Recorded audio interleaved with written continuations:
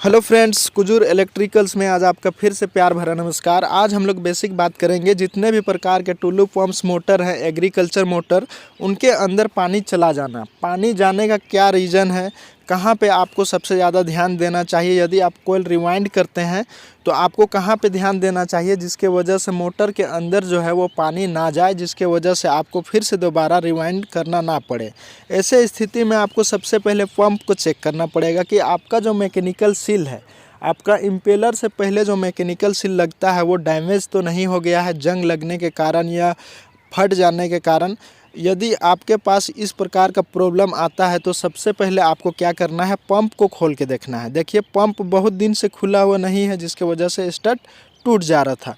ये cast iron का बना हुआ रहता है, इसको ज़्यादा ज़ोर से हैमर से नहीं मारना है। ज़्यादा ज़ोर से आप इसे हिट करते हैं, पंच करते हैं तो ये आपका जो पंप है वो टूट सकता है। तो इसे आपको बहुत ही सरलतापूर्वक खोलना है। देखिए, बहुत ही आसानी से आप इसे खोल सकते हैं। देखिए, इस प्रकार से खोल के आप देख लीजिए, ये तीनों स्टड जो है वो बिल्कुल टूट चुका है। तो आपको क्या करना पड़ेगा, यदि आपको खोलने के समय तीनों स्टड जो है वो टूट जाता है, यानी कि ये पंप बहुत दिन से खुला हुआ नहीं है जिसके वजह से ये स्टड है वो टूट जा रहा है, बेरिंग प्ले हो चुका है। ऐसे स्थिति में आपको बेरिंग भी चेंज करना पड़ेगा। बेरिंग सही नहीं रहने के कारण, ढीला हो जाने के कारण भी मोटर के अंदर पानी चला जाता है। तो देखिए, सबसे पहले क्या करना पड़ेगा, ये टूटा हुआ बोल्ट को आपको निकालना पड़ेगा। यदि आपके पास इस बोल्ट को निकालने का कोई साधन नहीं है तो आप इसे लेद दुकान के यहाँ ले जाके इसे आप निकलवा सकते हैं। यदि आपके पास साधन है तो ये आपका कुछ खर्च भी बच जाएगा। तो आपको सबसे पहले क्या करना पड़ेगा, इसे लेद दुकान ले जाना पड़ेगा। लेकिन मेरे यहाँ तो सारा सामान है तो हम खुद से कर लेते हैं। देखिए, इसमें अब हम लोग क्या करेंगे, तीनों छेद हो चुका है। अब इसमें हम लोग 8 नंबर का टाप चलाएँगे। 8 नंबर का टाप, यानी कि उस टाप की मदद से, इस टाप की मदद से यहाँ क्या हो जाएगा, थ्रेड बन जाएगा। इस प्रकार से लेद दुकान में भी बनाई जाती है। यदि आपके पास सुविधा नहीं है तो आप लेद दुकान लेके इसे बनवा सकते हैं। यहाँ आपको खुद से मेहनत नहीं करना पड़ेगा। देखिए, इस प्रकार से थ्रेड बनाई जाती है। ये सामान आपको मार्केट से ख़रीद लेना है, 120 रुपये रेट है। इसे आपको ख़रीद के रख लेना है। इस काम को भी आपको खुद से करना पड़ेगा। यदि आप 2 पैसा कमाना चाहते हैं तो खुद से आपको मेहनत करना ही पड़ेगा। देखिए, ये थ्रेड बन चुका है। इस प्रकार से आपको तीनों बोल्ट का थ्रेड बना लेना है इस कास्ट आयरन बॉडी में, पंप में, ठीक है। देखिए, आपको इस प्रकार से कटिंग कर लेना है। बहुत ही आसानी से आप कर सकते हैं, कोई हार्ड काम नहीं है। इस प्रकार से आप घुमा के इसे बना लीजिए। देखिए, बन चुका है। अब इसमें बोल्ट डाल के देख लेते हैं। ये बिल्कुल सही फिट आ रहा है। तीनों बोल्ट डाल लेते हैं। जो तीनों बोल्ट हमारा जो है वो टूट चुका था, जिसको हम लोग इस प्रकार से बना लिए। अब आपको ध्यान देना कहाँ पे बेसिक ज़रूरी है। सबसे पहले हम लोग बात करेंगे, देखिए ये जो रबड़ है इसको हम लोग अंदर डाल लेते हैं। ये क्या काम करता है, ये मोटर के अंदर पानी जाने को रोकता है। यदि आपका मैकेनिकल सील हल्का कटा है तो ये काम करेगा, ज़्यादा कट जाने से ये काम नहीं करता है। इसको हम लोग डाल के देख लेते हैं। ये बिल्कुल फ्री घूम रहा है। देखिए, बेरिंग नया डाल चुके हैं, ये बिल्कुल फ्री घूम रहा है। और यहाँ पे आप ध्यान दीजिए, इसका जो मैकेनिकल सील का जो पत्थर है वो बिल्कुल टूटा हुआ नहीं रहना चाहिए, वो बिल्कुल गोल रहना चाहिए। और इसमें देखिए किस प्रकार से उल्टा काम किया गया था जिसके वजह से ये कट जा रहा था। यहाँ पे देखिए एक रिंग बना हुआ है। देखिए, ये जो है ये बिलो मैकेनिकल सील है, ठीक है। लेकिन इसमें बिलो मैकेनिकल सील नहीं आएगा, इसमें आएगा क्लोज। लेकिन कोई मिस्त्री इसमें डाल दिया था बिलो। देखिए, क्लोज इस प्रकार से रहता है। क्लोज में आपको ओ रिंग भी मिल जाएगा, बिलो में आपको नहीं मिलेगा। देख सकते हैं। देखिए, आपको ध्यान देना है कहाँ पे। देखिए, जब भी इसे सेट करते हैं, आप यहाँ एक ओ रिंग बना हुआ है। देखिए, ओ रिंग लगने के शाफ्ट में देखिए यहाँ पे आपका आ जाएगा ये बिलो नहीं, इसमें आपका आएगा क्लोज। फिर से हम आपको समझा रहे हैं। देखिए, इसके अंदर जो है कितना बुरी तरीक़ा से पानी चला गया था। ऐसा पानी बार बार जाएगा। यदि आप थोड़ा सा बात को मिस्टेक करते हैं या थोड़ा सा आप ध्यान नहीं देते हैं तो बार बार ये मोटर आपको इसी प्रकार से परेशान कर देगी। यहाँ देखिए, आप अच्छा से एक लाइनिंग बना हुआ है जिसमें ये लॉक जाके फंस जाएगा।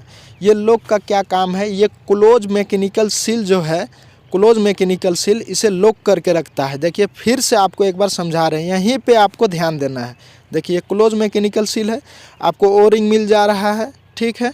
अब ये मैकेनिकल सील हो गया।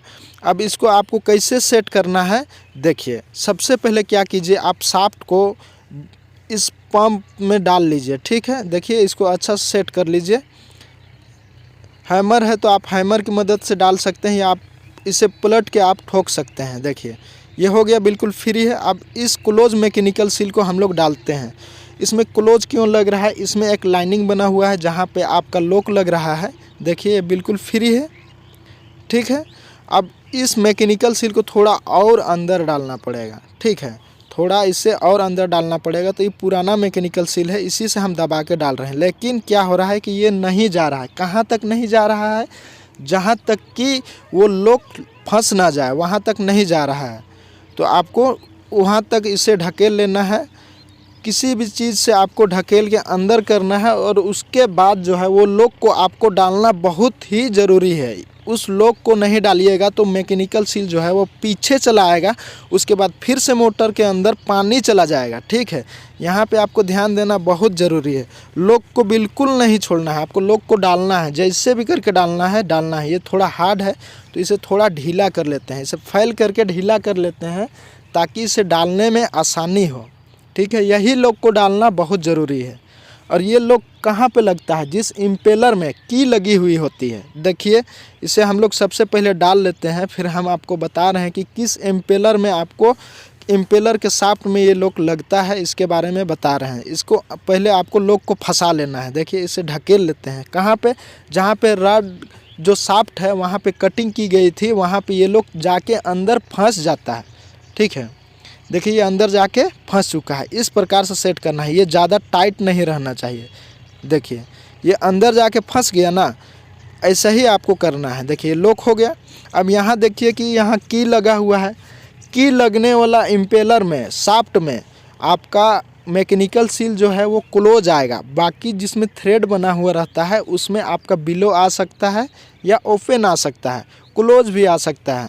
लेकिन सबसे ज़्यादा जो है जो क्लोज आता है वो जिसमें लॉक लगा हुआ रहता है। देखिए ये जो इम्पेलर यहाँ पे हम रखे हुए हैं, इसके सबसे पहले हटा लेते हैं, ठीक है। ये नहीं लगेगा, इसको हटा लेते हैं। इम्पेलर ये है, यहाँ लॉक है। लॉक को क्या करना है, आपको डाल लेना है। इसमें लॉक लगा हुआ है यानी कि इसमें क्लोज लगेगा। ध्यान में रख लीजिए, जिस भी शाफ्ट में क्लोज लगा हुआ है उसमें की ज़रूर है। देखिए इस इम्पेलर को आप अंदर डाल लीजिए। इम्पेलर बिल्कुल फ्रेश होना चाहिए, आपका इम्पेलर बैंड नहीं होना चाहिए। बैंड होगा तो क्या होगा, आपका मोटर जाम होगा, हीट हो सकता है, जल भी सकता है। इसलिए इम्पेलर आपको एकदम सही तरीक़ा से सेट करना है। देखिए अब इसको हम लोग इधर से पंच कर लेते हैं, उसके बाद घुमा के देखेंगे, ठीक है। देखिए ये बिल्कुल 100% सही फिट हो चुका है।